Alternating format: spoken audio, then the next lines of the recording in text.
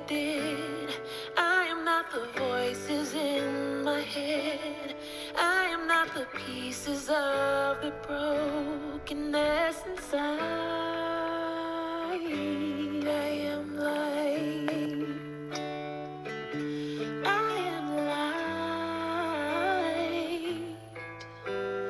I am light. I am light.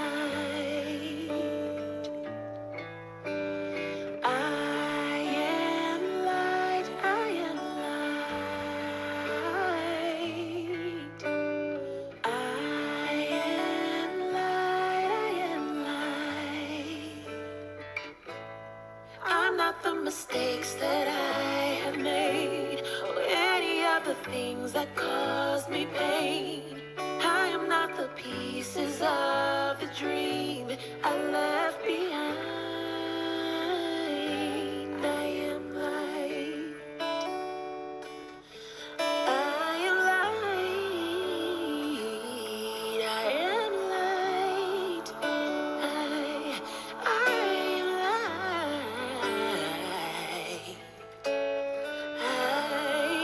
am light. I am light. I am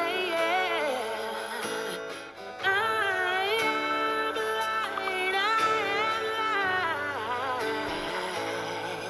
I am not the color of my eyes. I am not the skin on the outside. I am not my age.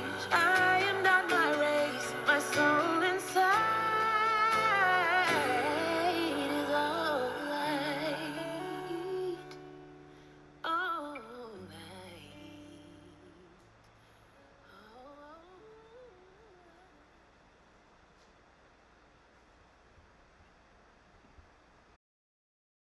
Welcome, everybody. How's everybody doing today? Panelists, you can unmute yourself, right? Let's make sure. Doing well, thank you. Yes, doing great and happy to be here. Happy to have the conversation. Yes, I am happy to have you guys here as well. I wanted to just say a welcome to everybody that is joining us today. This is a very, very important conversation. Named it intentionally Silent Pain Amplified Voice. Because as we all know, last week was Black Maternal Health Week, and this week it's Infertility Awareness Week. And what better way than to have this much needed conversation with people that are already talking about it. And I know that we each have our own story within this that we're affected by. And I wanted to invite people here today that no matter what you're dealing with, if it's infertility, or even if you're not trying to have a baby, but you just want to have a better quality of life and you're dealing with fibroids, PCOS, endometriosis, those are just some of the things. You know, there are a number of things that we deal with, especially us women. And so I've invited some very important people here today to share with us. Let me get my slide together so I can introduce our panel. Give me 1 second.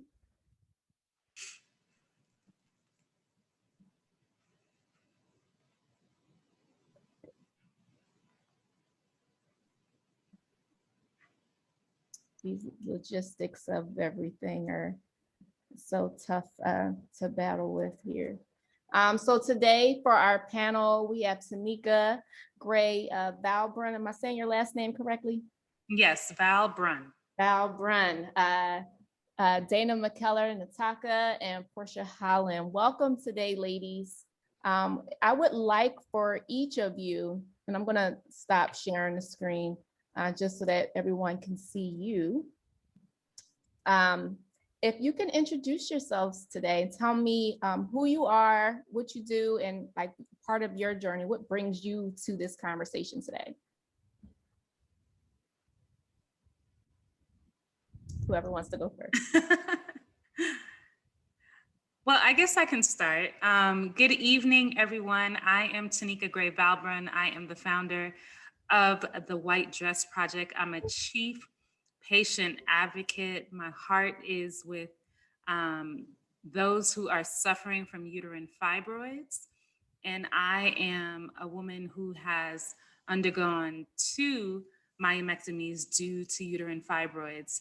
And while I was recovering from my first surgery, I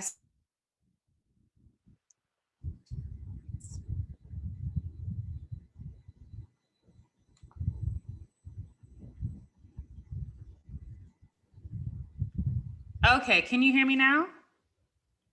Good. Okay, perfect.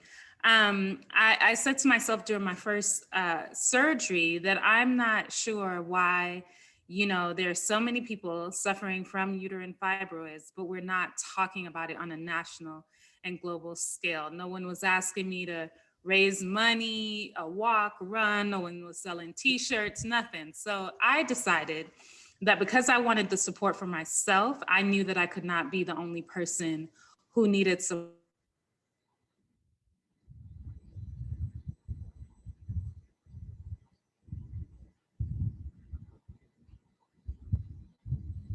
to feel as if their stories weren't valid and that they couldn't share because it was something that we had normalized, right? It's kind of I think people feel in this community that everybody has fibroids and everybody has endo and everybody has PCOS, and they should not talk about it. But I wholeheartedly disagree with that, that if we don't allow people to hear our stories, then we're silencing ourselves.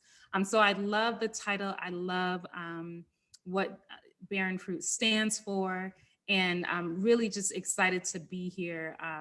And I'm sure we'll share more later, but happy to be on this panel as well.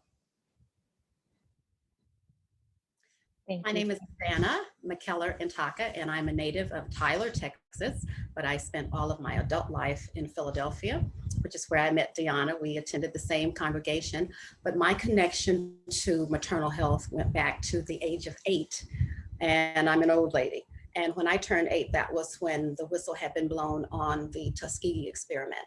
And from about the age of 5 or 6, when my parents started to buy me my first microscopes, I was already working on penicillin when I found out that Black men were being denied. So throughout my career, I have always focused on maternal mortalities. My degrees are in anatomy and physiology, and I specialize in the female pelvis, and my second doctorate degree is in microbiology. And I work at the intersection of pelvic health and viruses, specifically HPV and Zika. I'm the founder of the Campus of Care Global Healthcare Foundation. And this is what we do every day, all day.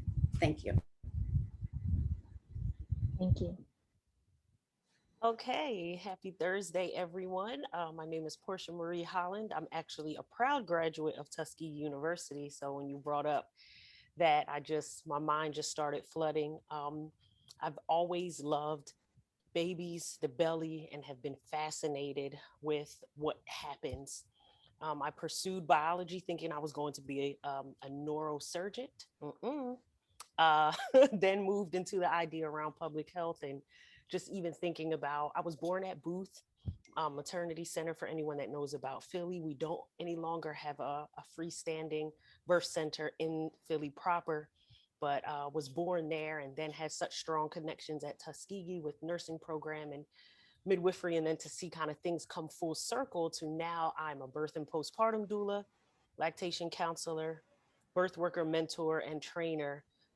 And I consult and speak and teach around the Black maternal health crisis. And so for me, I deal with and engage with a gamut of all spectrums. People pursuing the option for birth after multiple losses, after being unheard. Folks actually dealing with crisis in the midst of pregnancy and birth. The lactation issues, just all of it, you name it, plus making sure that people do this work on the ground are supported as well. So founder of Reclaim Black Motherhood that exists to do just that, support families, support birth workers, and call out and hold accountable organizations that do anything related to Black maternal health. Yes, thank you. Thank you for all of that. You know, as I said, guys, we have a dynamic panel, selected each of them for a purpose and a reason, and I thought that we would be able to curate a really good conversation around this. Just also a little bit about why I'm doing this. I do this for my 11-year-old self, because that's when it started for me. I deal with endometriosis, fibroids, cysts. I had a cyst rupture at home, and no doctor did anything about it. I had a tube blocked that had to be removed. But the endometriosis started when I was little. I was 11. My first period was very, very painful. Didn't understand it. Was at one of my girlfriend's house. We all kind of got our period around the same time. And I just did not, my mom knew that there was probably something wrong because she had the very same kind of pain, like doubled over, couldn't do anything, didn't want to go to school, or not because I didn't want to, but it was difficult to move because it was that excruciating. So she was very sympathetic to my pain, but she only passed down what she was always taught, which was to cope with it. Like, this is what you do to cope with it. And she understood not other people not understanding or understanding the pain because they don't experience it. Someone that doesn't experience your pain, or they have a period that doesn't, they don't have fibroids, and they don't have these things that cause them this pain, it's often silent. Like they don't understand it, they don't know it. Often, like infertility, if you're grieving this loss that you do not get to have every month, but people don't recognize it because there's no physical baby. So they don't understand the logic that you are actually grieving the child that you have not yet to carry. Another silent pain.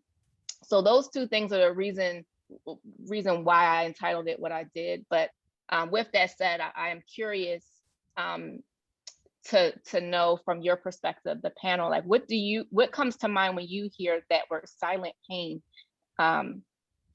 Why do you think our pain is silent?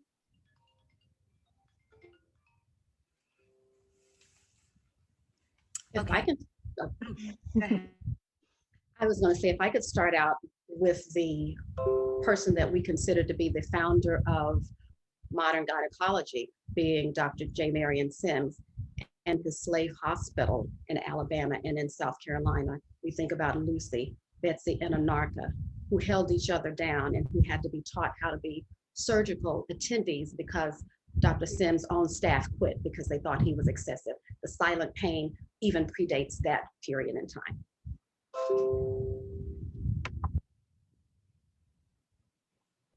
Listen, you hit it. I was just about to say that inherited at the unfortunate hands of having to be silent because our voices did not matter and there was no space for our pain and grief. I was just about to type in the chat box. I'm very close to the founders that are now doing an amazing project to honor the mothers of gynecology. So let's get that straight. Ntaka, Lucy, and Betsy are our aunts, our mothers in this work. And so we need to honor them. We need to be aware, and definitely amen to all of that. There was no space, and it's still a struggle to this day for there to be space for our pain. I think about a good friend that now knows what some of the issues are, but just the fact of being her roommate and seeing her doubled over every month. And people like, well, you get a period, just come on, go to class, girl. We got to go to class. And it's like, just like you said, Dannah, you're not in my body, so you don't know what's going on. And these things now contribute to the thought that Black and brown women, we don't feel pain or we're overreacting. So they said their labor hurts. They said they need something. Maybe they just trying to get drugs to sell on the street, And so it's that idea that because we have been silenced, Black women especially, and grunted through all the foolishness since we've been here, if we want to really look at the history, people take that as, well, maybe it doesn't bother them. But our ancestors coped the way they knew how and with the limitations that they had. And sometimes that was to grit and bear, but that doesn't mean it didn't hurt them. That doesn't mean it still doesn't hurt today, because generational trauma and post-traumatic stress disorder is real. And so, yeah, absolutely. I think the historical context is so important to recognize and start off this conversation with, because without knowing that historical context, anything else we say can become irrelevant. So I agree with both of my, I'll call y'all colleagues and now sisters, Yeah.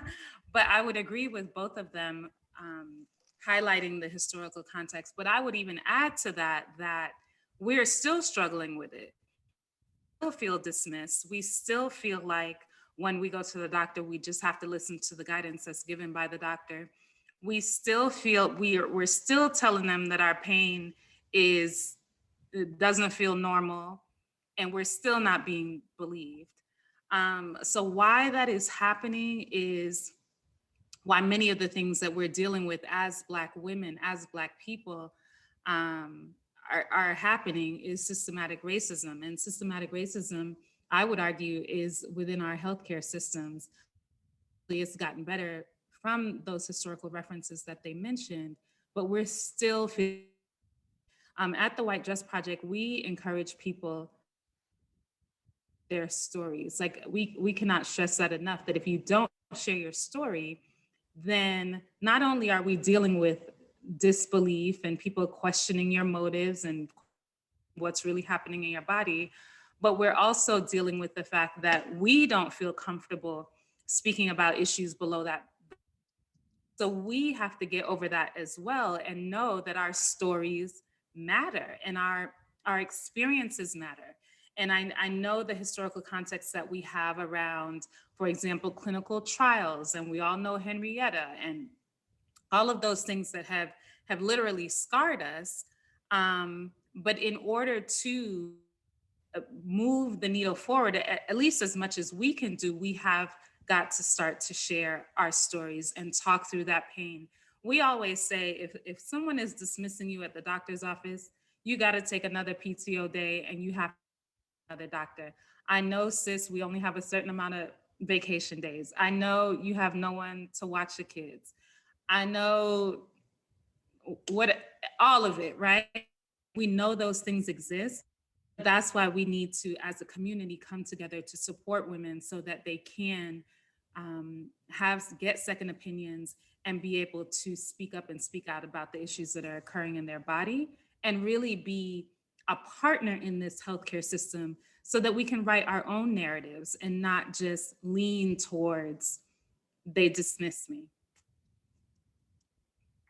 No, I like what all of you said. Very good. I think it was a great way to start, like with this on this historical context, and it's very, very true that that concept of coping on art, like it takes both sides because we're taught to cope. You know, like I was 11, like why was I taught to cope? You know, but my mom was taught to cope, so she taught me to cope. But like what do we do next? And like and I found myself not just coping, but often we say push through, right? Push through. It caught me and stung a little bit when my because I have been blessed with a child. She's 5 now, against all odds. The only answer is that God intervened, that she's here. And she said to me the other day, "Mommy, I don't feel so well, but I'm pushing through." And I was like, no, like, why am I'm still teaching it through my actions. So what I'm doing. And I'm like, baby, you're only 5. You shouldn't have to push through. You know, like, you know, I get it.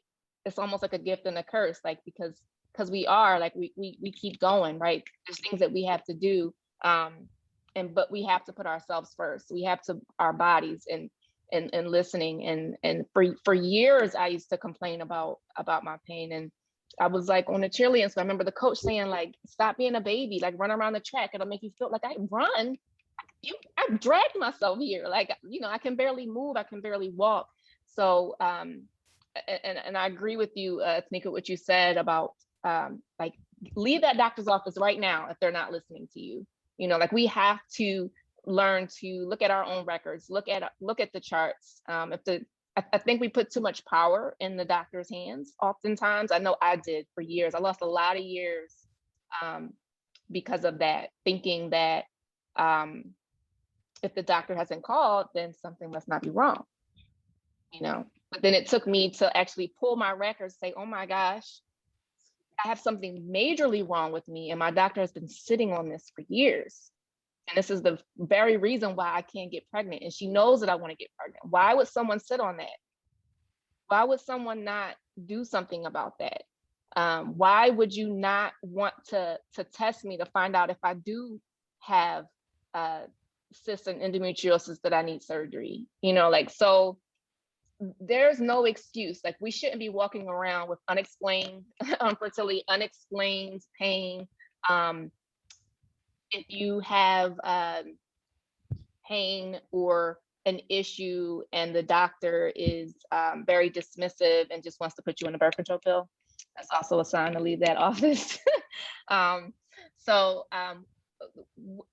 Then my next question was about why are we taught to cope? But I feel like in that last segment, like everybody hit on that. I think it goes hand in hand with the historical context.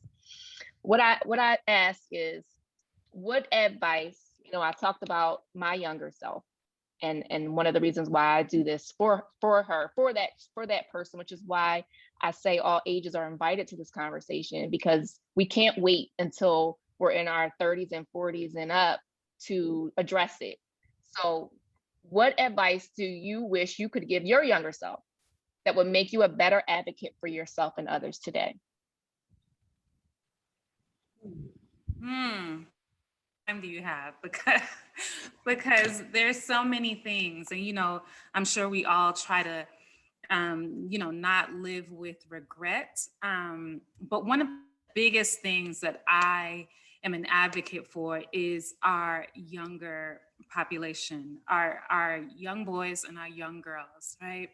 And I really, if I could go back to being 11 or 10 or 9, I would really start to think about my reproductive health journey, right? So the same way that we're taught about our menstrual cycles, and we're taught, a little bit older, about condoms and sex, I would argue, what are we teaching about our reproductive health? Much more than how to have a baby. I always say, if I knew what I know now, I would have frozen my eggs earlier.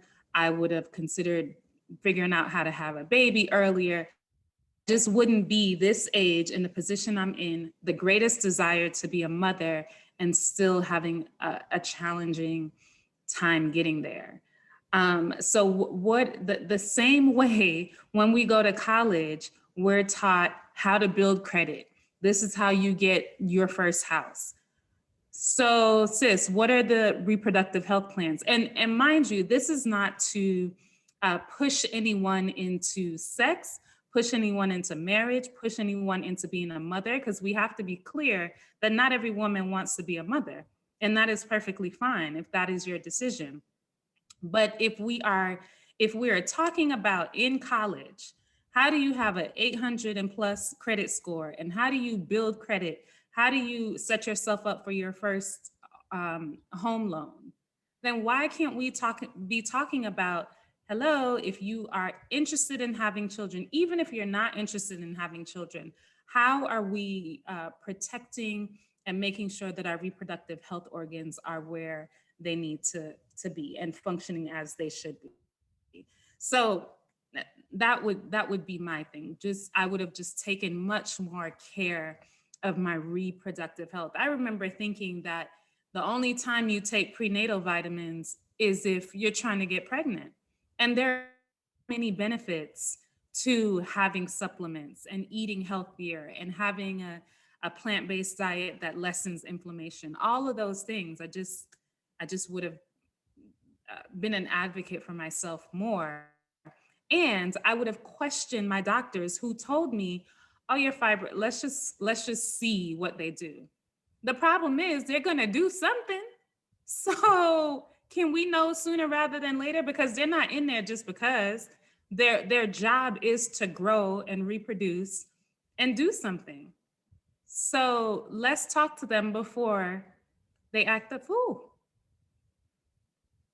That's funny that you say that, because that is the go-to move with everything. Let's just wait and see. Like, because that's what I was told with my endometriosis at 18. You probably, nobody would diagnose me. I didn't get diagnosed until in my 30s. You probably have this, but we're not going to test you because everybody looks different. So it doesn't make sense to test you.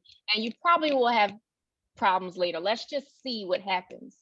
Let's just see. Like, what does that mean? It's crazy. Anybody else?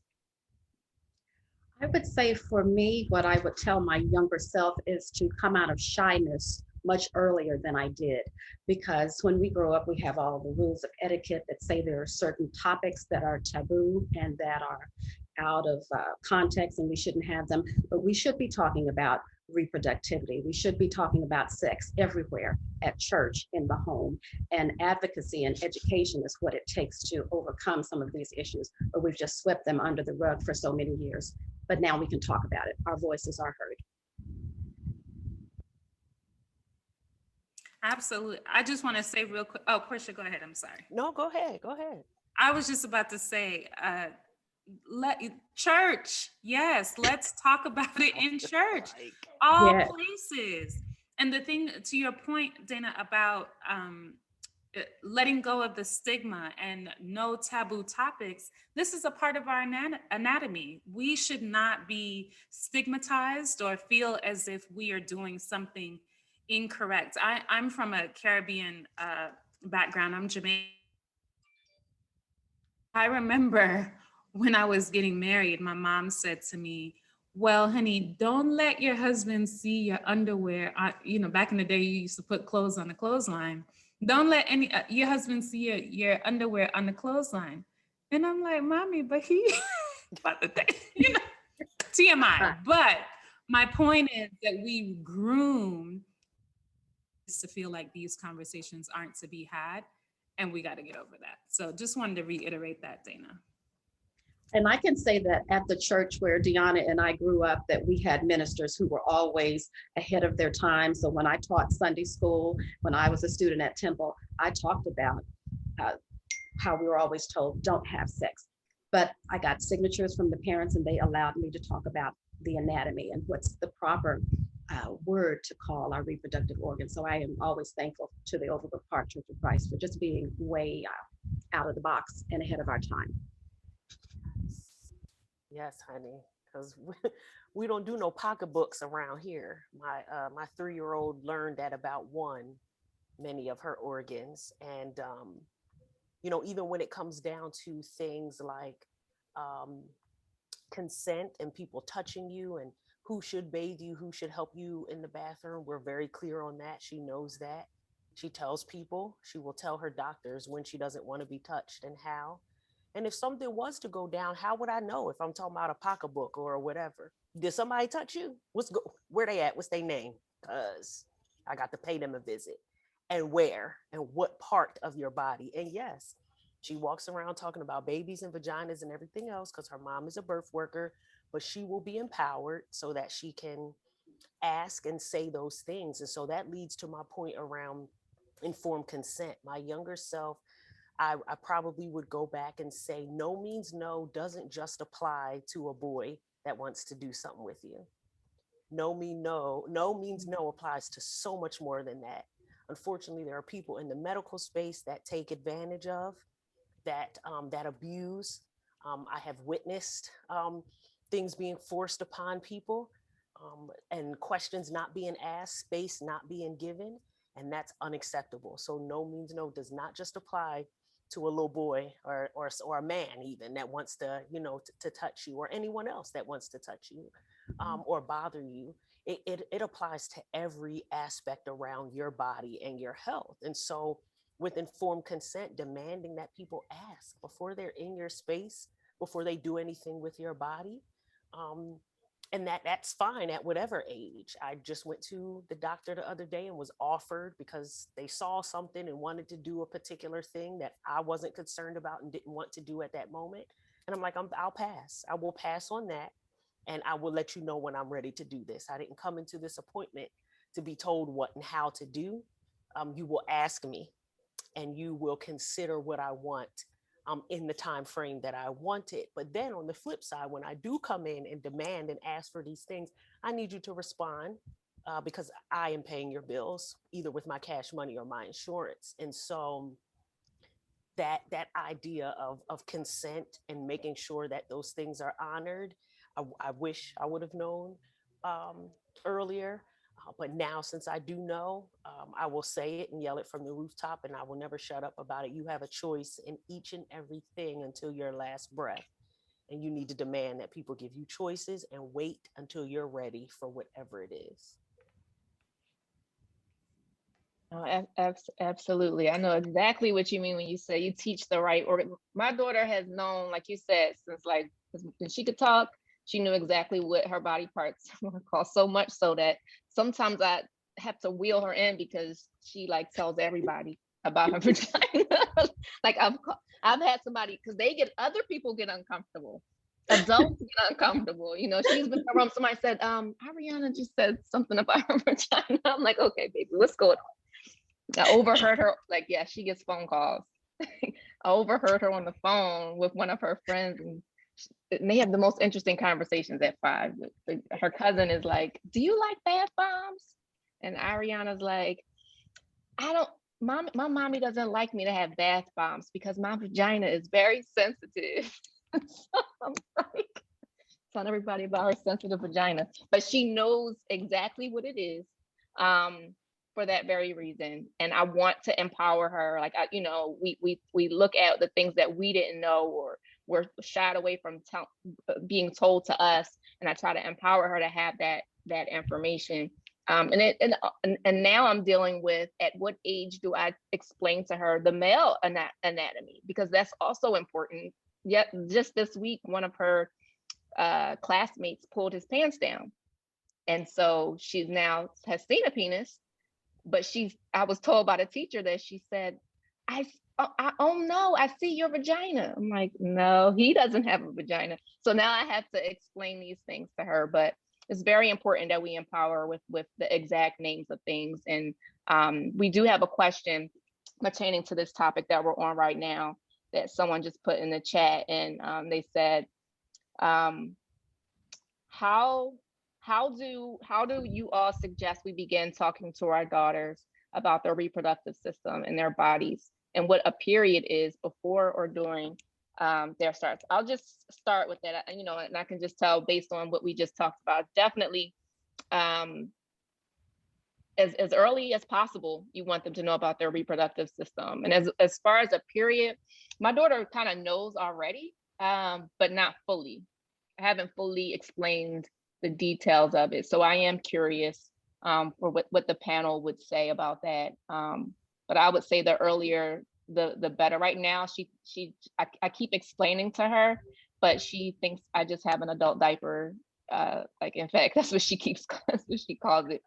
In the stores, she grabs the bag, Mommy, I have your adult diapers, so, how do we explain it? And so just curious what you guys' thoughts are on that. I'd say to go with curiosity with everything for my child. And she's like me, very vocal, very all into everything.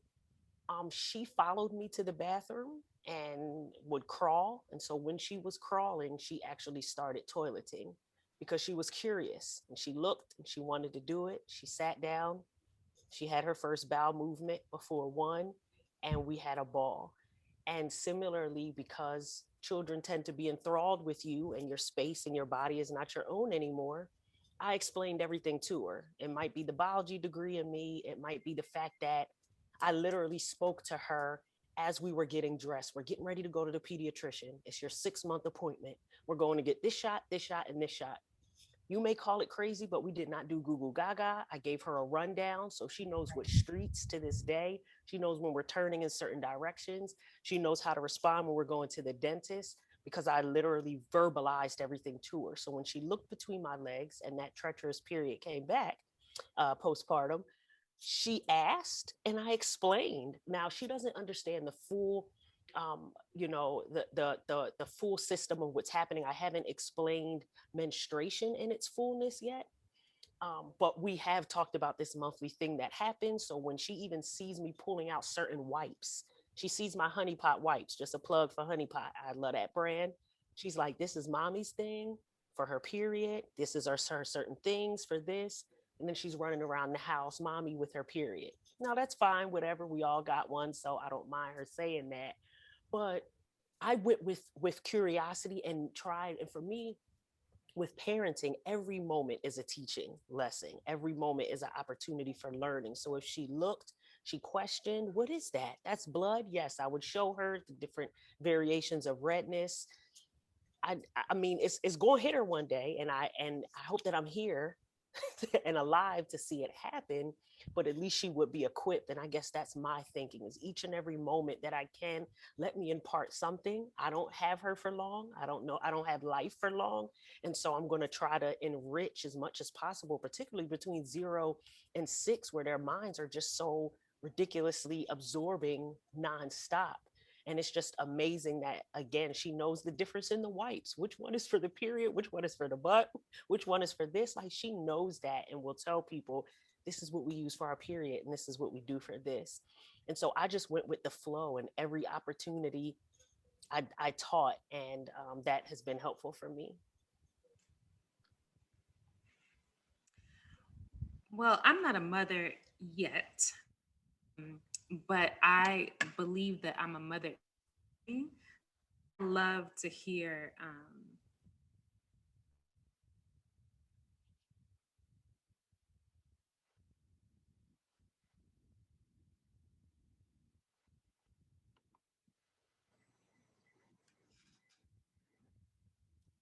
that, like you mentioned, Portia, that knowing that 0 to 6 is such a formidable years for them, it's important that we go with that curiosity and we allow them to know that these questions aren't off the table. We don't have to have the conversation later. No, I think we should lean into the conversations. And the bottom line is, just don't make it weird. Like, it just doesn't have to be tension filled and a weird conversation. And, oh, we'll talk about that later.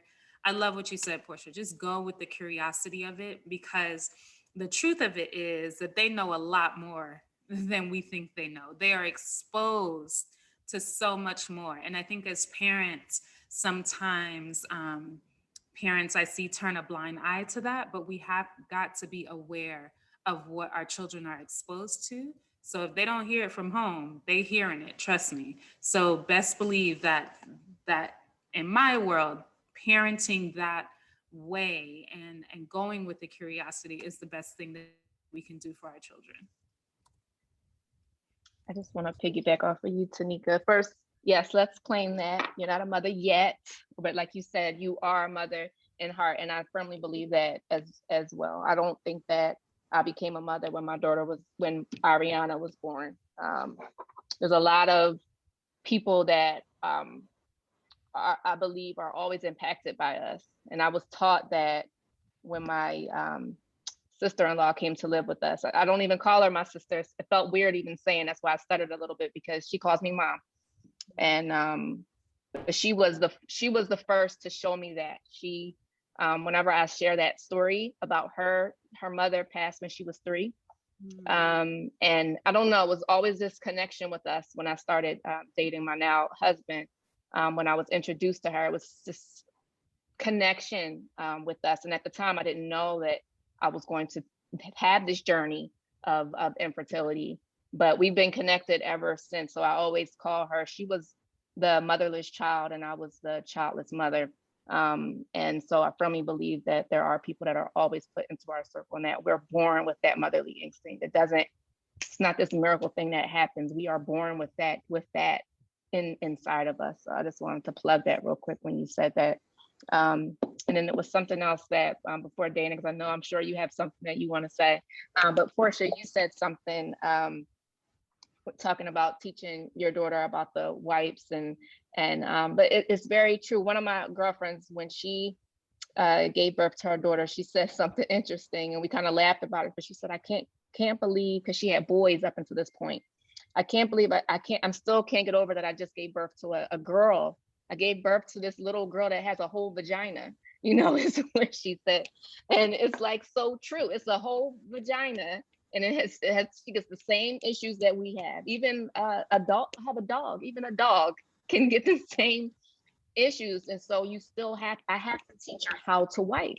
Otherwise she can still get a yeast infection. She can still there's so many things, intricate things to deal with all of our body parts in addition to our organs. So that it just made that thought just came to mind. Why, if anybody's wondering, well, I don't want to teach them that early. I want to wait till it's closer to period, but we don't know when your child will. Like my mother was 9 when she had her period, and I don't even know if my cousin is on here, but I got in trouble for sharing what a period was to my cousin when we were kids, because I shared it with her when I got mine, and she was younger than me, and her mom got upset with me, but later then thanked me because she actually got hers at 9.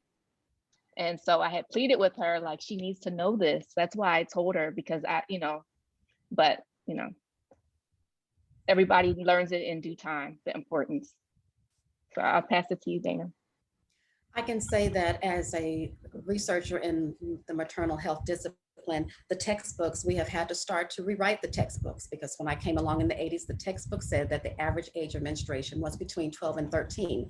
And today it is between 9 and 11. So I do appreciate the transparency that we have now, but I think about some of our mothers and grandmothers who were more stoic and who were more conservative.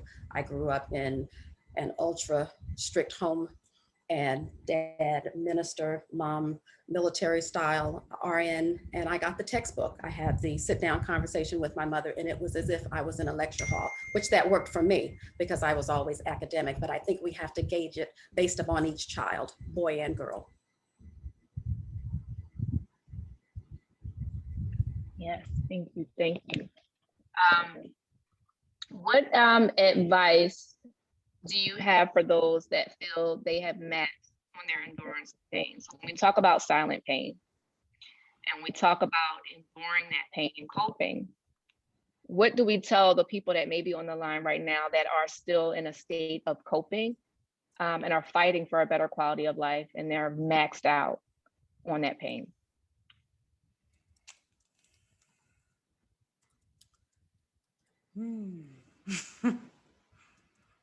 If you're not sure where to start, I'll start.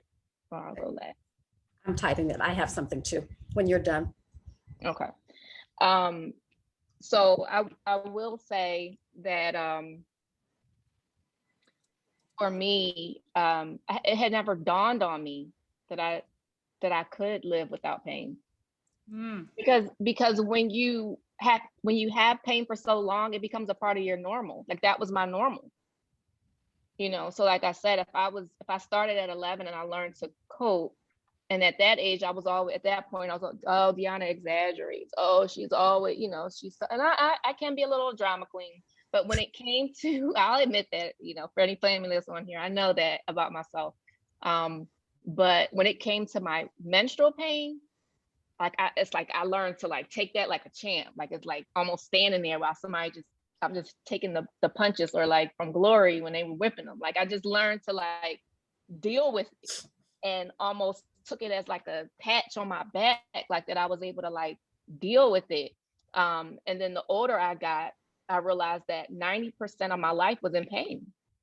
Like on my period, off my period, ovulating, during sex, after sex, like that was my norm.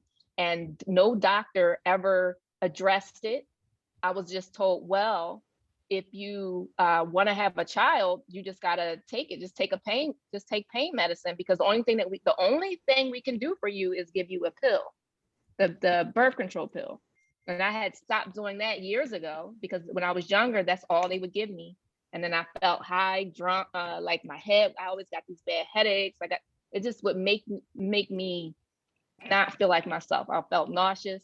So all I did was learn to cope with the pain. And so much so that I thought the more pain I was in, the closer I was to having my child. So I felt like, oh, I was in a whole lot of pain this time. So this must be the month that the Lord is going to bless me. This must be the month. So it just was a very twisted way of thinking until I walked into this doctor's office and she was able to refer me. She took me seriously to a reproductive endocrinologist.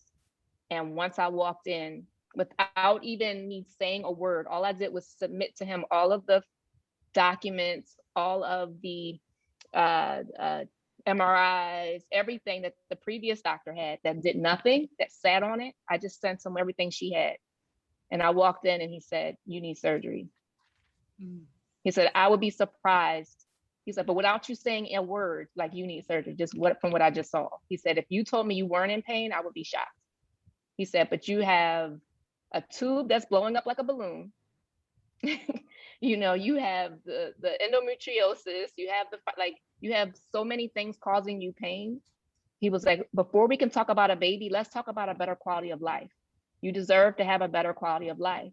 And when I tell you, I cried, not because of the surgery, because I didn't necessarily want the surgery, but I felt like he heard me.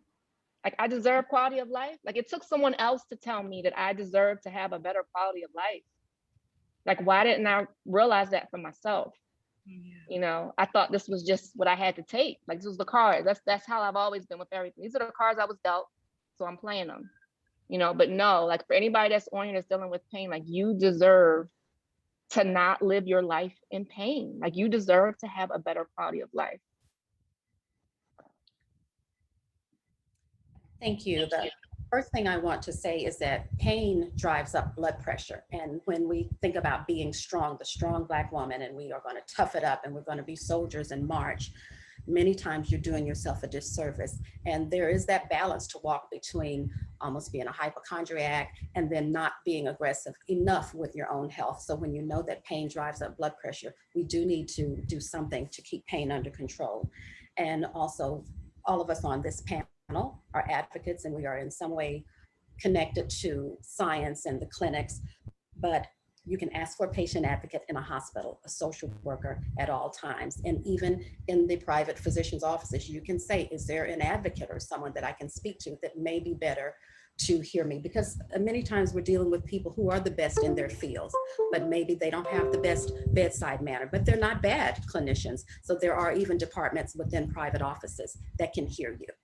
And the statistics have shown that Black women and men get better care if they have a Black clinician. And that's why we have so many pushes to have more Black birth workers, more NPs, more physicians, more technicians, so that we understand the experience of being a woman and we understand the experience and the dynamics of being Black in this world.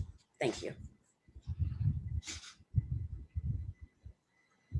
Absolutely. I love what you, Dannah, about the quality of life piece. I feel like we just have to understand that we are,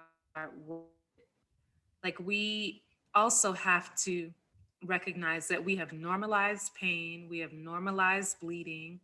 And I felt it like deep down in my soul when you said, going through period pain and still being able to go to work or still be social. It's like, well, I did it. Somehow I'm a stronger woman, but no, sis, you're not. You're just hurting yourself and you're just going through the struggle and really living out this Black women strong mentality, or just woman being strong.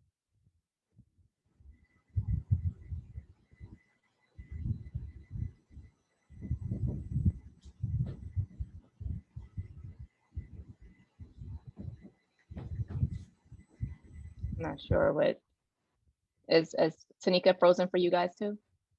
Yes. Something that we should be looking forward to attain. My internet keeps going out. Can y'all hear me?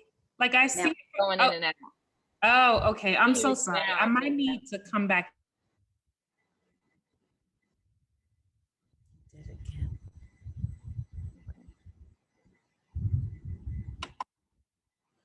Portia, you want to go while I think she might have to reconnect?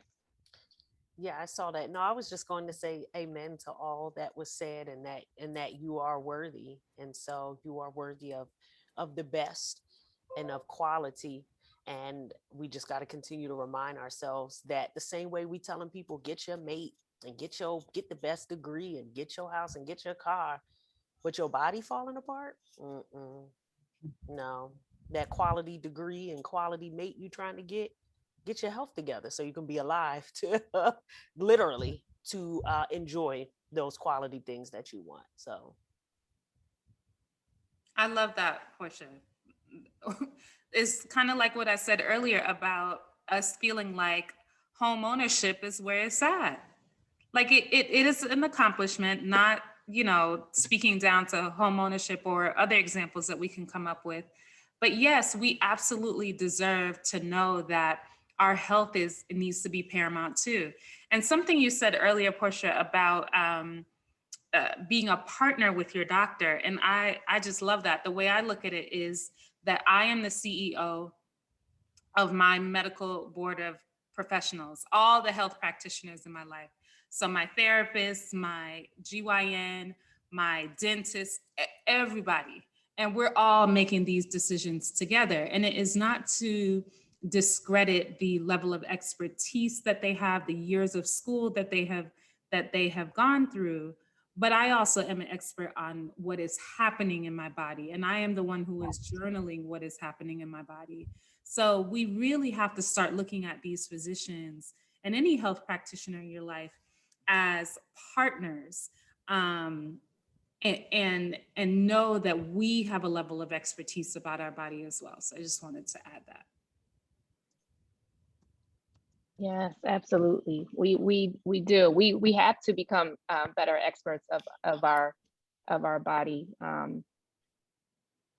It's something that my daughter says that she learned in karate, and that is, I am the boss of my body. She walks around saying that all the time, and that is true. Like, because we learn from the little people as well. Like we need to claim that, like, we are the boss of our body, and so we have to take it seriously, and we understand our body the best. So if there's something, and intuition is very real. When we believe something is wrong, when we know something is off, if we are in tune with our bodies, which is why it's important for us to be comfortable with being in tune with our bodies at a young age, because we have adults that like won't look at their vagina, or it's like, oh, I don't want to look, like, what? Like, that's yours. Get it, and I don't know if that was from when I was younger, having a midwife, like that, they were like, oh, do you want to see it? Here's a mirror, like that might've been one of the first times like I took a look, but like, no, like I try to empower my daughter now. Like if something is off, if something is itchy, like I want her to know you can look at it, see it. Is the color off? Is something, like, you need to be comfortable with your own body. And when we know our body, we'll know our discharge is off. We'll know something is off. We know if there's a pain that we're feeling. And I firmly believe pain moves us, because that's what caused me to get a different doctor or look a little bit deeper. I just wish that I would have learned it sooner. It took me to go through some things to really learn it. So with that said, and I know we're at 7, I want to ask one last question as we learn to better amplify our voices. What resources or advice do you have for those suffering with different reproductive health conditions that might be tuned in here? So if there are people on here right now dealing with endometriosis, PCOS, fibroids, cysts, you name it, what are some advice or resources that you could give them? If I can start by saying that during this pandemic in November, the Campus of Care began to publish our own medical research journal that comes out every other month. You do get 2 months in one book, and we are really excited about having our voices to be heard. The book is called The Maternal-Fetal Voice, and I really like the fact that today we're dealing with the fact that our voices have been suppressed, and now we are free. And there are many resources that are out there, but in our books, we make sure that we break down the terminology for the public to understand. And one of the tenets of public health is that we are all better off when the poorest among us are better off. Thank you. Can you put that in the chat, like the name of the book, so that people can look that up?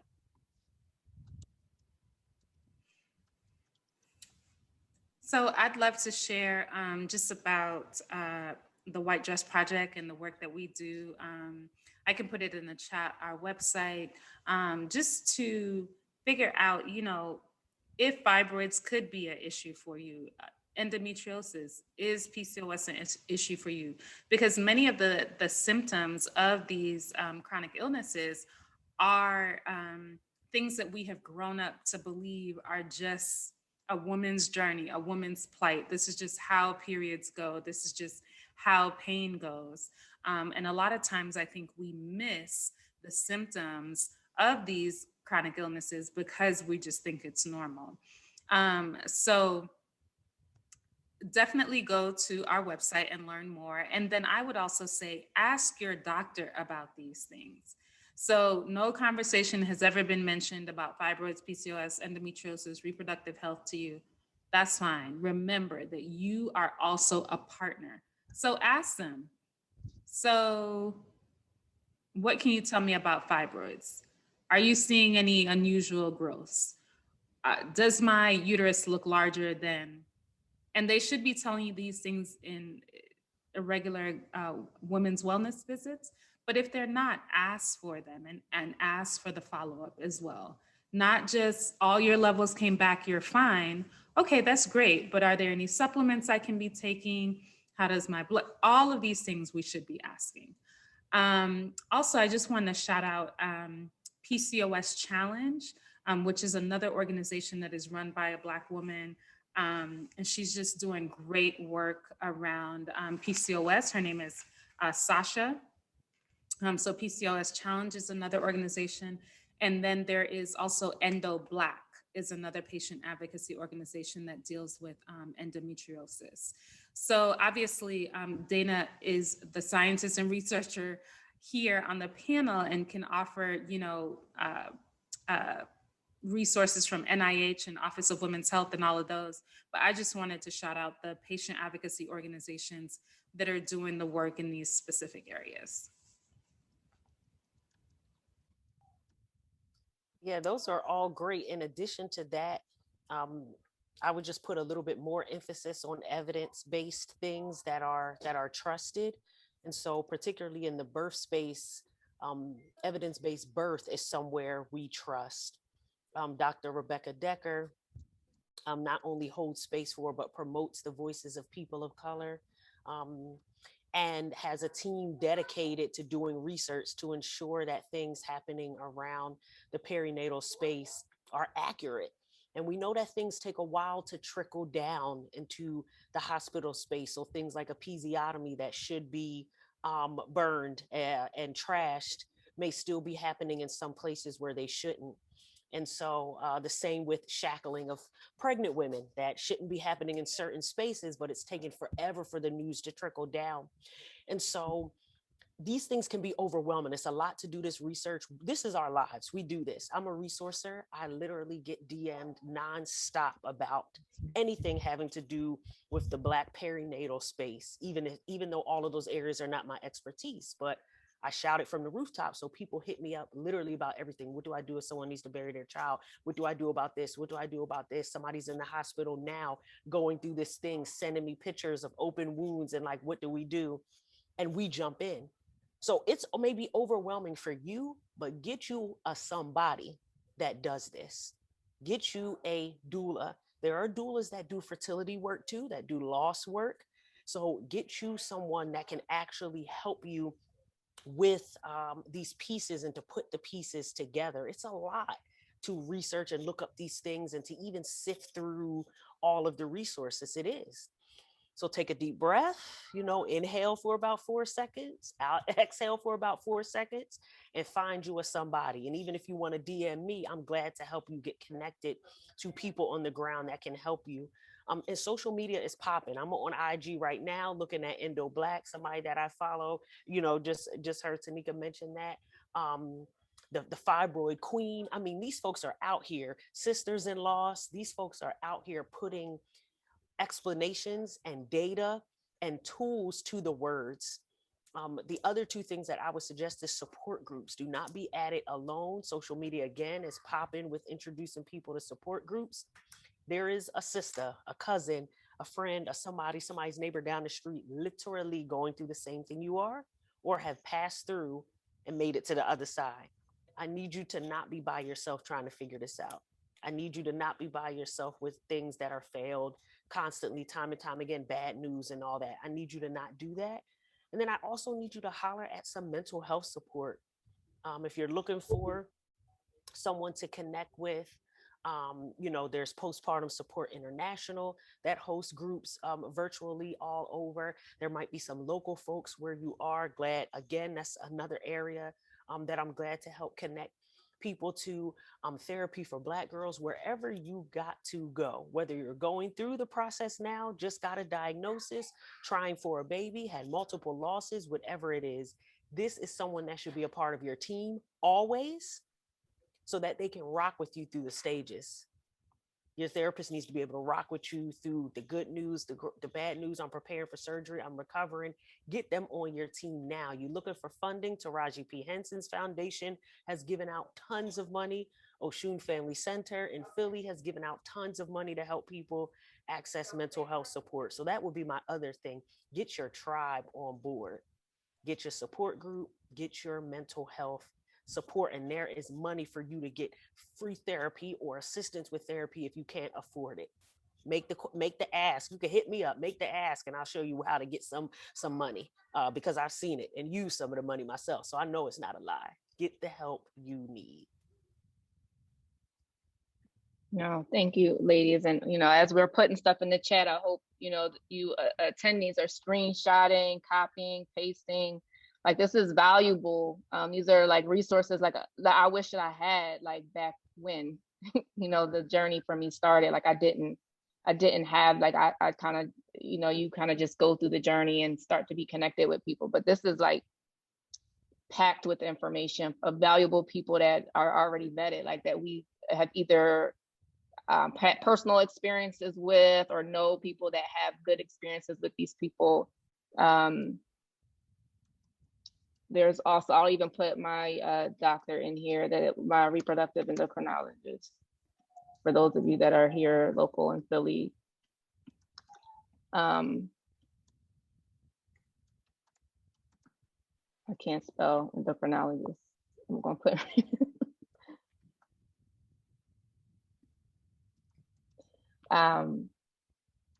yeah, so thank you, ladies. I appreciate all of, each of you like joining us today as we learn to amplify our voices. And if anybody that is attending, they have a question, please don't hesitate to put it in. If you put it in the Q&A, then, it's anonymous. No one will know you're asking, but, now's the time to find your own voice, even if you're not ready to shout it to the world, but you have to find your own voice for yourself. Because it could be that one step closer to a better quality of life, or that one step closer to you eventually holding that child that you want. I firmly believe if I would have did the steps that I did sooner, maybe I would be in a different situation. So with that said, hopefully we've learned to better amplify our voices together. I know we ran over about 15 minutes, so I don't want to keep you much longer. I know you guys have very busy schedule, and I am so thankful that you spent this evening with us today. Thank you so much.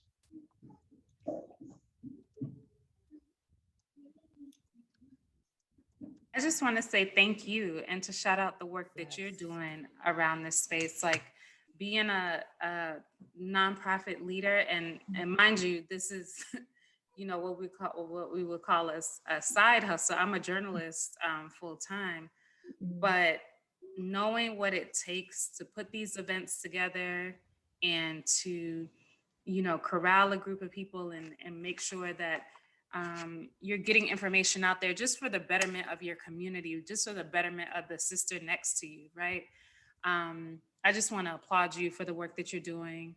And thank you for bringing us together. I'd never met Dannah or Portia, and so excited about just meeting other powerful Black women who know they stuff. It's dinner time, so I'm getting a little hungry. So. But yes, who know their stuff and who are a resource for our community and who can just share solid information. I think it was either Dannah or Portia who just said something about getting credible information. And we find that so much in the fibroid space where, women are saying that someone told them because they eat chicken is why they have fibroids. And what I do know about having reproductive health issues is that when you're going through them, you become so desperate to get information. And oftentimes you turn to Dr. Google, you turn to the internet. And so I can't remember who said it, but I love the fact that we put out there that credible scientific, Portia, yes, thank you. And we both agree. Right, right. Yeah. Yes, I'm sure you would co-sign that, Dannah, that scientific based evidence is what is important. And there are some conversations around holistic treatment. And I know I talked about earlier, an anti-inflammatory diet and all of that, but we've still got hi, cutie. It's a burst of sunshine. But we have got to talk about, science. So I encourage everyone to follow these ladies and run to their DMs, as I'm going to be doing, because when we come across women who have this information to share and are so willing to share it, we have to take advantage of that in our community. So thank you so much for the time. So appreciate all the work that you're doing. Thank you. I appreciate you so much. With all, I fell in love with everything that you were doing when I first came across all the work that you were doing, and from when you first joined one, because I was doing monthly. Okay, sorry, hold on. So cute. It's because we ran over at 7, because so she's very specific with time. Like, I will stay downstairs till exactly 7 o'clock, and now I'm here. But fell in love with everything that you were doing, and when you first joined in on one of my support groups, it was almost like you were a star or something, Like, I was like, oh my gosh, Tanika joined my support group. I'm here following you and just looking up to all that you're doing, because you've been in this game longer than me in dealing with reproductive health. Sorry, I put myself on mute to yell a little bit. But yes, so thank you so much. I didn't even know there was a whole community centered around this. We're not alone. It just, when I got into it, it's there's so many of us working. We're making a difference. I believe it. And I pray that we continue to see the fruits of our labor. And I think we do need another healers heal session, a healing for the healers section. Yes, session for sure, because I'm feeling it, and I need that. So thank you. It was so good.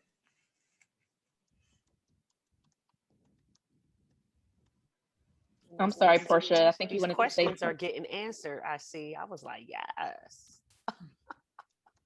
I just want to say, Sarah, you can reach out to us too at We Can Wear White, and we can get you connected with a good doctor in your area if you haven't found one.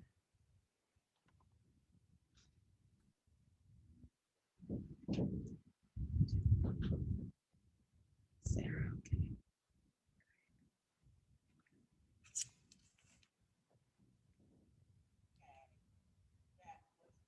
Okay. Deanna, you're muted. I was saying a whole lot too. Oh my gosh. I was trying to say, as far as the holistic options, we can totally, with that recap sheet of all the different things we put in the chat, plus I do have some holistic doctor options. That sometimes it's hard to come by a doctor that has a lot of holistic options. In fact, the GYN I just switched to, she's a holistic natural doctor, and I love it. And the things that she's having me do, I never even have had my regular doctor do. The tests that she's running, and there's so much connected to our cycle and running all my bloods, and it takes a lot of work for us. It takes you going to get blood work every other day. So she's charting everything, and putting in and giving you different natural. So I will totally give those doctor references as well.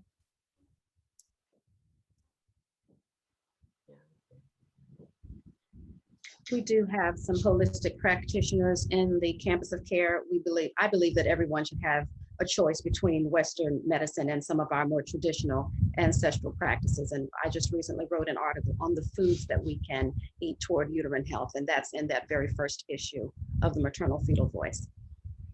And we are going digital in the next 30 days. Right now, it's a paper magazine. Can you share the link to that? Yes, let me put the Campus of Care's information here. Thank you. Thank you.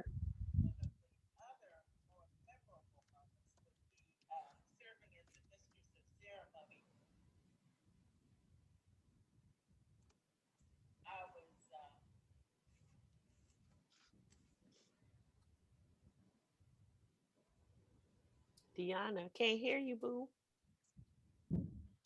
In the chat answering questions. Sorry. I see. I was like, wait, it looked like you speak. Right. That's what, okay, Marissa. I hope I'm saying your name correctly. These resources is popping. That's why I said we need a Yes. one pager. Because when people Capture DM me, I'd be like, here's this one pager, boo. Let me send you right here. Right. We'd love to share it on our website too, just like as a downloadable PDF. Right. Yeah. Got to get the word to people. And that's one thing about, us. I can say that all of us are definitely resourcers. We don't want people to go without. Some of us know from personal experience what it's like to go without. Okay. And no, not today. We have too much wealth of knowledge and connection and technology to be separated from the facts and the truth, and great providers. And the streets talk. When a provider is horrible, the streets talk. When a resource is amazing, the streets talk. And so we're glad to give you some tools that will help. Absolutely. Yeah, and also just as an add or note of Oh my note God. for hope for those that are still on the line that are still in that waiting phase and that hope phase of one day conceiving a child, that are dealing with these things and also want to get pregnant. I believe that you first got to deal with these things first. Like I said, better quality of life, addressing that first, so that you can even be in okay. Why is she taking my ring light down? So you can even be, she's going to get it off here, so that you can even be in a state to even have a home that a child can even reside. Like how can you have a child residing your pain in the middle of your pain? So I firmly believe we first got to deal with that. I love her. And this is what they do. They do things in their own time. If my 3-year-old All on the didn't have recording, her be tablet, yelling and acting crazy. that's how they do. They don't have time to be waiting for us. And everything. Well, this child that that you pray for, honey. Yeah, she so here. That's what I was trying to say. I'm talking about hope, and then I'm yelling at her, right? Woo! She is my less than 1%. So for those of you that are not seeing where it's in the cards for them, and I know everybody's journey is different, I know that. But when I got pregnant with her, I had accepted that it wasn't going to be in the cards. It took me a very long time to get to that point. I was writing, I was going through cycles of depression. I was, so I did drop a few therapists in there. We did touch on that a little bit, but it's very important to talk through your feelings and to find somebody that you can talk to, because that does a number on you when you keep it inside. And I didn't feel like all of my other friends had kids, everybody, nobody around me that I knew of was dealing with it because we don't talk about it. But after surgery, now mind you, I have one fallopian tube left because I had to have one removed because it was blocked and damaged and it was filling up with fluid. So my body was pretty much self-aborting. So if I did get pregnant, my body was flushing it like it was down a toilet because it was filled with fluid and just flushing. So if you can picture a plastic glove, blowing it up and filling it with water, like that was my fallopian tube. So then I had the fibroids, then I had the cysts, and I had the endometriosis. So I had a number of things causing infertility. And so they were looking at me like, it's never happening. Or if it does, your body is, it's somebody it was a wasteland, or somebody posted something the other day, like doctors sometimes say. So after surgery, off the table, when I was still groggy, trying to wake up, the doctor called me on my way home And he said that, because they make you sign something like that they could take more, so that was scary in itself. But they said, you still have your uterus, you still have another tube, but that tube is not working. They said it's not causing you to not be pregnant like the other one is. So the damage one we took out. The other one, I still call it my raggedy tube because it wasn't clean, pristine. It wasn't like a clear pathway. They said it was a little rocky, because we tried to get fluid through it on the table and we couldn't. So that wasn't the news that I wanted to hear when I coming out of surgery after finally feeling like I got some answers, And so I did one more procedure where they pushed dye through. And I know some of you, on the panel probably have had something similar done.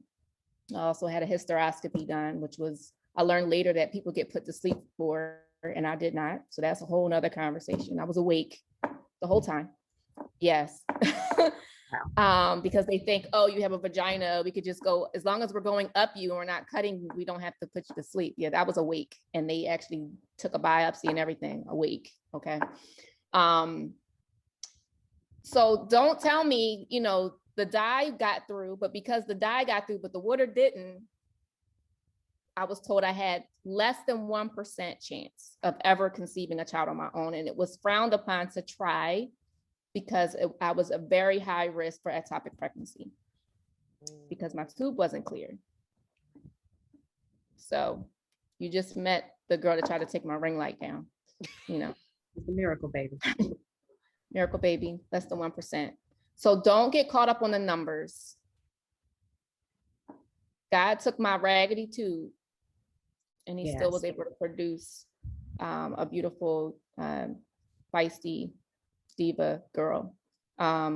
So I just hope that gives somebody hope that has just given up just because the numbers, science is science. Like they have to give you the numbers. Like they can't give you the maybe, because then you get your hopes up and if it doesn't happen, like they have to give you those numbers, but God can work with any number.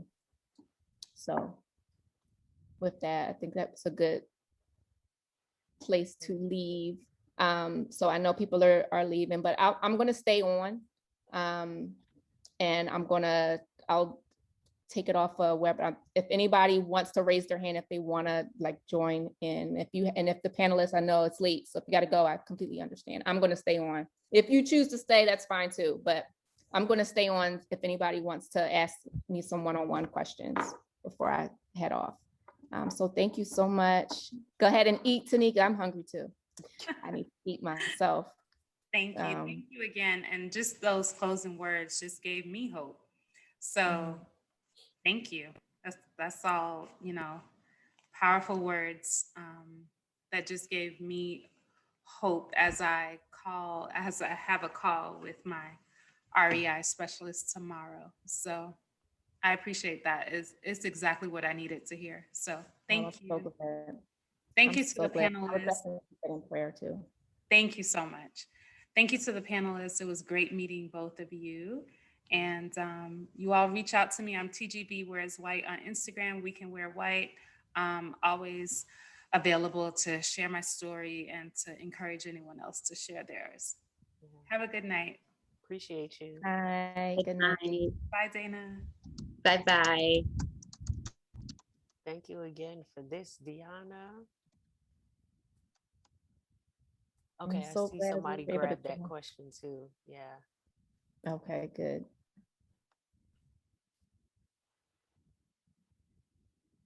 I had my dinner before, so I'm gonna hold on with you a little while longer in case. Okay, you'll hold on. All right. If anybody wants to just join in on the conversation, wants me to put their camera on, if you're brave enough, just raise your hand and I will. I know there was somebody that was like, why isn't my camera on? So if you want to join in, let me know, because I know we also have some workers out there. All right, no brave souls. I'm headed out. So good having this conversation, you all. Thank you so much. I look forward to curating resources together and seeing what else we can do to help people get access. I think that's the one of Yeah. the biggest concerns. If people don't know that they can access something, they continue to suffer in silence, and we don't want that any longer. So yeah, I Yes, thank you appreciate so this much, space. Portia. I appreciate you. Absolutely. I thought of you because we didn't even get the chance to tell people, but that we're both founding members of Maternal Wellness Village. So that's how we first got connected, and it's just a phenomenal group because we're able to hit so many areas Mhm. of expertise. And I knew that you had did some rebranding, reclaimed. Like, I love it. I love the new logo. I love what you're doing. And I love what you stand for and your values. So I just thought you would be a great person to add to the panel. So I appreciate you so very I'm much. so glad. And it's all intersectional. It is. It's all intersectional. Though I may not be the expert that some others are, or have the shared lived experience. As a doula and as someone that helps people with breastfeeding, it's more than an organ. It's more than a baby. It's more than a uterus. It's more than a breast. Everything comes on the table. If there's a partner issue, if you're having a poop problem, whatever, it comes out. And so countless stories of issues of loss. I mean, I've had clients that were told, you ain't gonna have no baby, go somewhere and sit down. And I'm in there, I'm in the room with them, and we praying this baby through. So what y'all talking about? You know what I'm saying? I mean, I have seen it, though I have not lived it. I have seen it and supported people through it, and walked with people through their journeys. And it's just like, it's all intersectional. Reproductive health, coming towards the bump, the postpartum, the therapy, sisterhood, having a great community and support system. It's all part of the recipe to make an amazing, like, lemon pound cake. So you gotta have all of it in there for your health. So that's why I appreciate this space. I appreciate you all, and I look forward to Saturday to coming out there. I know that's what I forgot to mention when everybody was still on here, to register for Saturday. If you're free, please, for the 3K Warrior Walk. It's going to be phenomenal. Guys, we have so much in store. We have somebody singing, somebody's doing spoken word. We're not just going to go walk. I can't just do things regular. Like, we're going to have a ceremony. It's going to be a DJ. So please, that's another way that we can amplify our voices together to make an impact in our city. I don't know if anybody got to see me on NBC 10 today too, and they gave me a couple shout outs prior to. So I hope that through this all that we're reaching people. I love it. Yeah. So thank you. All right, I'll put the link in there for anybody that wants to register. See you on Saturday. Take care, you all. Yeah. Have a good Bye-bye. Bye-bye. All right, Dannah, I'm gonna close it out. Nobody raised their hand to be joining. And we have good 7:30. We went over like a half, but we have good information. I'm gonna save this chat so that way we can put the document together. And if you have anything else that you want to make sure it gets in there, just let me know. Great. Thank you so much. This has been wonderful. All right. Thank you. You too. Good night. Bye-bye. Good night, everyone.